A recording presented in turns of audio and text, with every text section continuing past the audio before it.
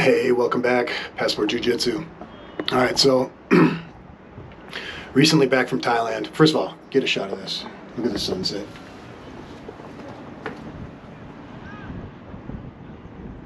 Isn't that nice?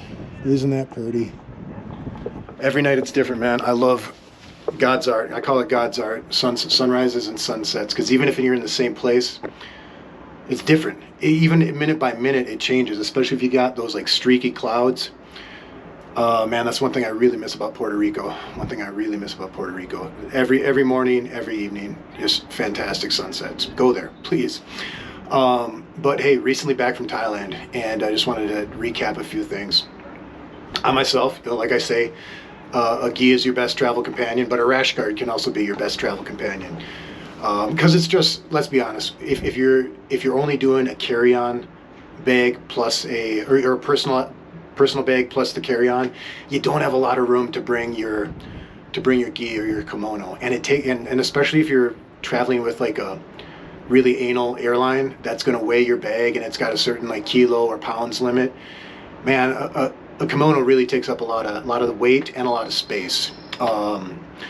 So I only bring that to select places, but I always try to bring a rash guard if I can drop into a no-gi class. And so if you ever go to Bangkok, Thailand, stop in at Bigfoot BJJ, and really good guy there. I forget his name, but a British guy who runs it. Really good, decades of experience. Former 10th Planet guy, and it was cool. Like, where else am I going to find? I rolled with a French guy who was there, a Korean guy who was there, and then of course a couple of Thai guys who were there. And where else are you going to find that but out traveling? Traveling the world. And so what does it take to, how do you get started? A lot of folks may be wondering that. How do I get started?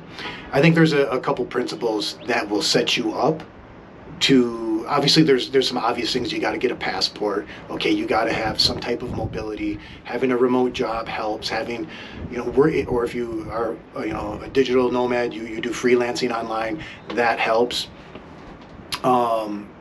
And those are the basics. You get that info everywhere. But what are some principal things that would help you with, getting started? And number one, I was thinking about this on my walk home. Number one is getting out of debt and staying out of debt, or just never getting into debt. Living below your means, as they say, spend less than you earn, save or invest the difference.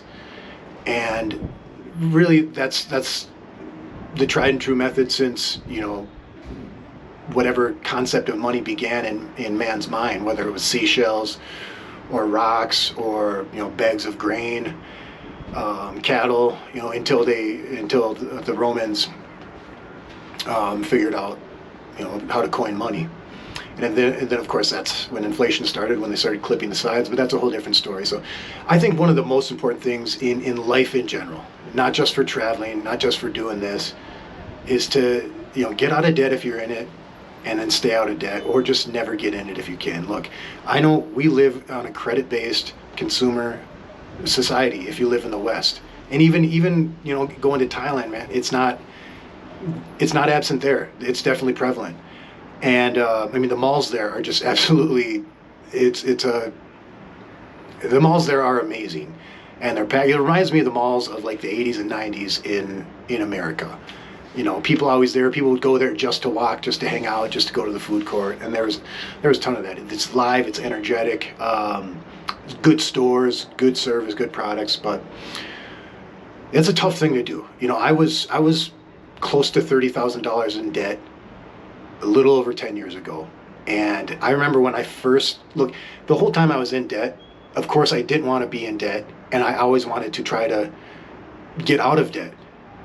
But like a lot of things in life, addictions, bad relationships, how do you explain it? There's a comfort of the familiarity of staying in it. And then there's like this other land out there of being single if it's a bad relationship, of being out of debt if you're in debt, going from living paycheck to paycheck to actually saving a little bit. So, and when I first started, I remember all I could save was an extra $20 every 2 weeks from my paycheck. Everything else was going to my bills and to just me being able to live and to paying the current, minimum payments of my debts. But eventually that $20 over time, I did the debt snowball, like a Dave Ramsey thing. There's a great website I think it's called debtsnowballcalculator.com or .org. And you can plug in all your different credit card debts, etc., student loans, and what interest rate you're paying, and then how much you can pay towards it right now. And it'll show you how long it'll take. And that was extremely helpful. So you can go about it different ways. Everyone's different, but I attacked my smallest debt first. And just to get that mental victory. So do that. Dave Ramsey is a great resource. Let me caveat that, of getting from negative to zero.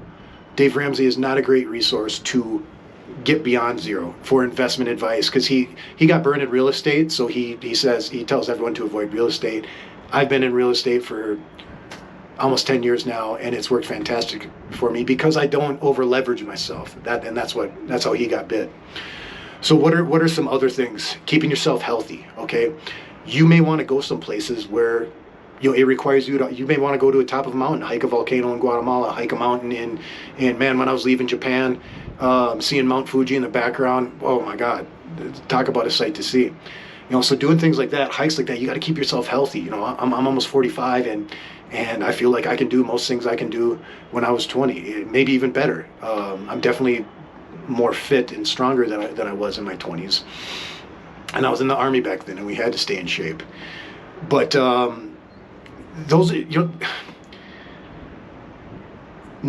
another thing that is going to help is being somewhat of a minimalist, because if you do want to end up traveling full time, which I don't, I just like living other countries, other places, like kind of short to medium term, 1 year, 2 years, 3 years, 4 years, and then moving. But within that time, I'm going to Thailand while I live in Mexico.